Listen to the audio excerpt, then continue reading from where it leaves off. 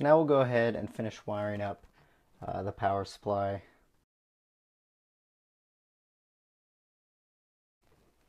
You do got to give it a lot of force and kind of rock it back and forth to make sure it's plugged in. Do one of these, we just have a little 4-pin in here. Plug that guy in.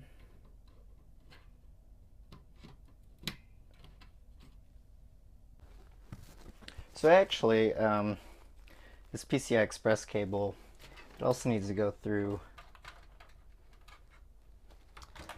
you can see, here you can see it coming through. And just plug it all the way and flip it around. This guy we leave for the graphics card. This will be ready. And then all this stuff, it's all just going to get looped through here, back out into the motherboard. But looping it like this helps keep everything much cleaner.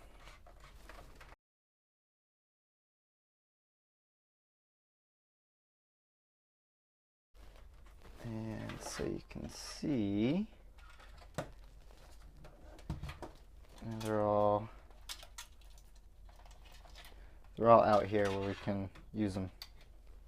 Now it's the front IO ports, and if you've done this before, you know all the fun that this involves. Anyway, you got to find the right header on your motherboard. Ours is right here, so the one on the outside, the inside's USB 2.0 header, which we won't be using. So I've already consulted the manual on this particular ASRock H97, and you want to do the same for your board. Make sure everything goes in the right place. Get all the positives and negatives in the right one. Now why on earth these are separate? I don't know. Well, I know why. It's because some other boards they're separated.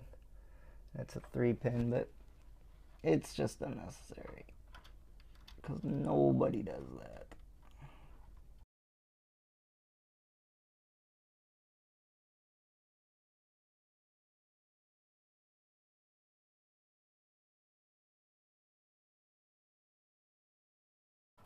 You'd think this would just be a standard by now.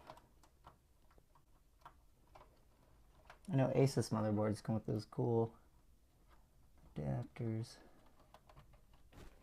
And there's that one pin that's not used. And the excess we can kind of hide back in the graphics card compartment, which is nice. Go ahead and do USB 3.0, it's right here. It looks different than just about everything else, which makes it nice and easy. And make a satisfying click. Front audio is on the other side of the board. So you just match up. There's that one missing one, and you line it up with the same thing.